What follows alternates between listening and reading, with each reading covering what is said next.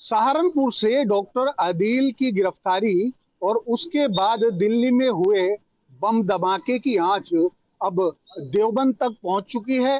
देवबंद से एटीएस ने एक एमबीबीएस के छात्र को गिरफ्तार किया है और यह वही देवबंद है जहां पर देवबंद दारू उलूम भी उपस्थित है।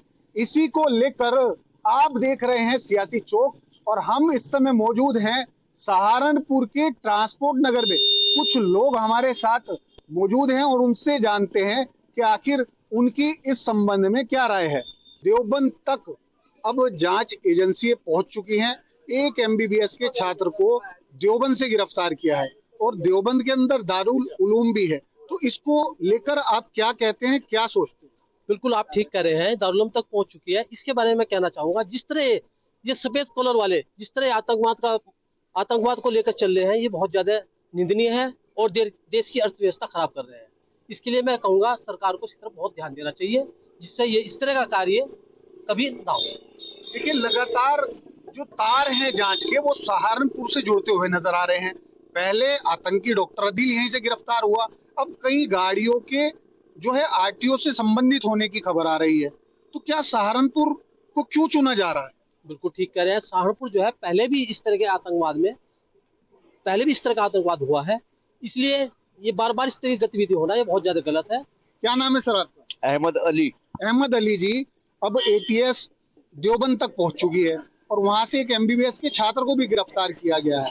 तो क्या इस परिप्रेक्ष्य में क्या सोचते हैं? सहारनपुर से भी लगातार तार जुड़ते हुए नजर आ रहे हैं।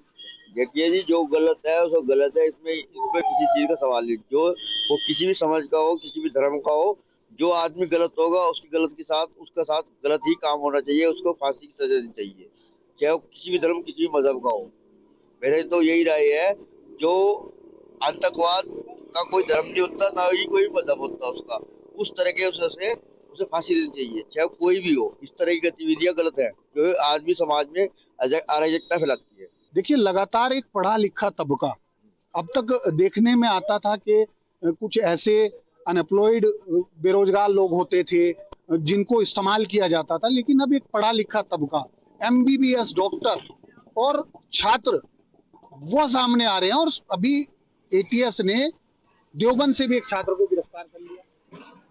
जितने भी इस कार्य में लगे हुए हैं वो सब अवैध हैं और इस तरह की गतिविधियां नहीं होनी चाहिए।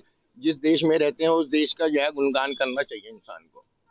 ये लोग जो है पढ़ा लिखा जो तबका है और डॉक्टर भी इसमें शामिल हो गए हैं, तो ये इनका जो है माइंड कौन इस तरह का जो है वॉच कर रहा है, इसके बारे में जो है इंसान को जो है सोचना चाहिए कि इस तरह की गतिविधियां जो है नहीं होनी चाहिए। ये सब गलत है। तो देखो बेटा, कहीं ना कहीं जो अब छात्र भी पकड़ में आए हैं, एटीएस देवबंद तक पहुंच चुकी है। एक एमबीबीएस के छात्र को गिरफ्तार किया गया है जो दिल्ली के अंदर ब्लास्ट हुआ था उसमें। सर मेरा देखना है तो ये कड़ी से कड़ी कार्रवाई होनी चाहिए इसके खिलाफ, कि कौन सा है कौन गलत है और इसके पीछे किस किस का हाथ है। और योगी सरकार है, कुछ ना कुछ फैसला जरूर लेगी और समाधान निकलेगा। तो कहीं ना कहीं देखिए, सरकार पे लोगों का भरोसा है। देखिए भाई साहब है, इनसे भी बात कर लेते हैं। कहाँ जा रहे हैं सर? एमबीबीएस का छात्र एटीएस ने देवबंद से पकड़ा है। लगातार डॉक्टर, पेशेवर डॉक्टर जो है आतंकी घटनाओं में सामने आ रहे हैं। तो क्या देवबंद दारुल उलूम भी देवबंद में है? इसको लेकर क्या विचार है? दारुल उलूम देवबंद हमारे डिस्ट्रिक्ट में है, लेकिन वहाँ मदरसे में पढ़ने आते हैं जी बच्चे। बच्चे पढ़ने आते हैं, लेकिन अगर ऐसी कोई गतिविधि में शामिल हो गलत है, देश के हित में नहीं है। क्योंकि ये गलत है। अगर कोई शिक्षा के स्थल पे अगर कोई उग्रवादी बन रहा है तो ये तो गलत है। क्या मजबूरी है उनकी, क्या नहीं, ये तो है शिक्षा को देखना चाहिए। वहाँ ऐसा होना नहीं चाहिए। तो देखिए, देवबंद से ये छात्र पकड़ा गया है, एमबीबीएस का छात्र है। एटीएस ने इसे गिरफ्तार किया है। इससे पहले कई सारे डॉक्टर्स, डॉक्टर शाहीन को ले लें, डॉक्टर परवेज को ले लें, डॉक्टर मुजम्मिल, डॉक्टर अदील सहारनपुर से गिरफ्तार हुए।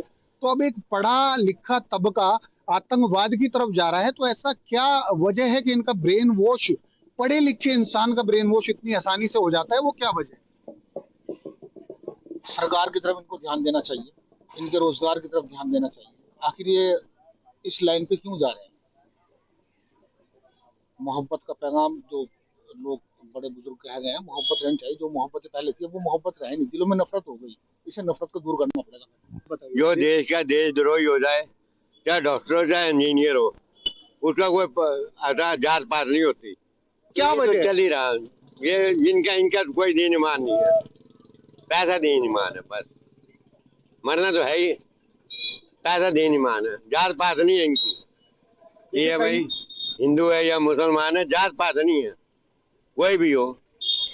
हाँ, वही बात है। देखिए, अब तक जो देखने में आता था, वह देखने में आता था कि बेरोजगार जो युवक नवयुवक थे उनको बरगलाया जाता था, उनका माइंड वॉश कर, ब्रेन वॉश कर उन्हें जो है इन घटनाओं में सम्मिलित कर लिया जाता था।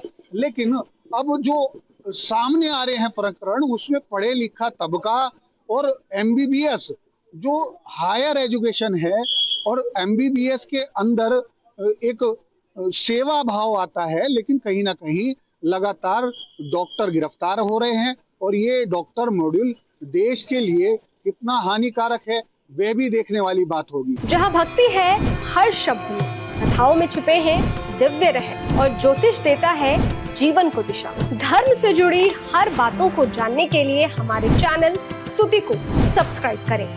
चैनल पर जाने के लिए इस लिंक पर क्लिक करें।